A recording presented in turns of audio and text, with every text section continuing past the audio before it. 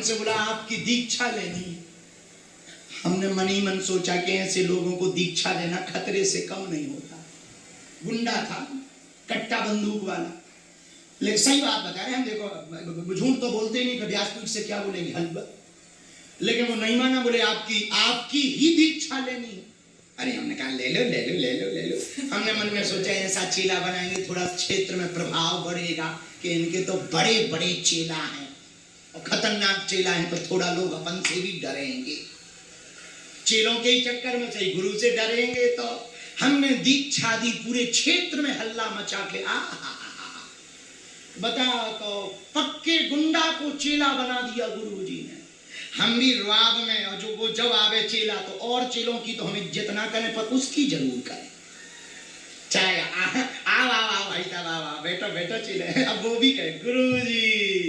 अच्छा जिस दिन दीक्षा लेने आया उसी दिन कट्टा खोस के आया। अब वो प्रणाम करे, हमारी नजर उसी तरह, हम कहीं मंत्र गड़बड़ हो दिया और ठोक दिया तो गुरु आज ही निपट गए।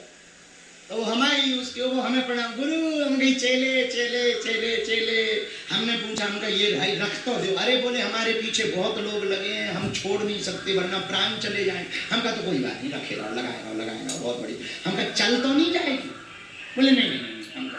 हमने मंत्र दिया, क्षेत्र में हल्ला हुआ, थोड़ी इज्जत बढ़ी हमारी कि बहुत बढ़िया गुरु हैं, अच्छे अच्छे गुंडों को सुधार दिया। और वो जब भी आवे हम बढ़िया इज्जत से पेश आवे कि ऐसा चेला छूटना नहीं चाहिए।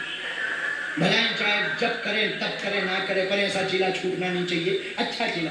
एक दिन हम गए, उसने कहा गुरु हमारे घर पे चरण रखो। हम कहा चरण क्या, शरीर ही ले चलो। चरण क्या, शरीर ले चलो। हम गए भैया उसके घर, आरती वारती की। हम भी बड़े सच्चे हुए, गंभीर, चेला चेला चेला, खुश रहो खुश रहो खुश रहो खुश रहो। घर वाली आई, उसने आरती की। हमने कहा कि चाय बनने दो चेला। तो घर वाली से उसने कहा गुरुजी चाय पिएंगे। तो घर वाली, तुम नहीं बना जाते, तुम तो रोज बैठते हो, हम तो आज ही भर बैठ रहे हैं गुरुजी के पास। जहां हमने उसकी ये इज्जत देखी, हमारे मन का भय मिट गया और हमने भी कहा कि हाँ चला हाँ। उस दिन के बाद बोलने में हमारे कॉन्फिडेंस आ गया। पर दूसरी बार को आया पे हमने उतनी इज्जत नहीं दी। अगर बाहर है, घर पे तो आओ।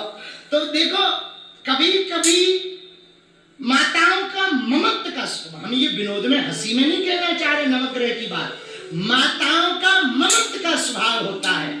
कई बार पिताजी से जो बात डायरेक्ट नहीं बन पाती, वो माताजी के थ्रू कह दो तो पिताजी बात मान जाते हैं। उसी प्रकार कभी कभी शनि देव डायरेक्ट प्रसन्न ना हो तो यदि माताजी के चरण पकड़ लिए जाएंगे तो शनि देव कृपा कर देंगे।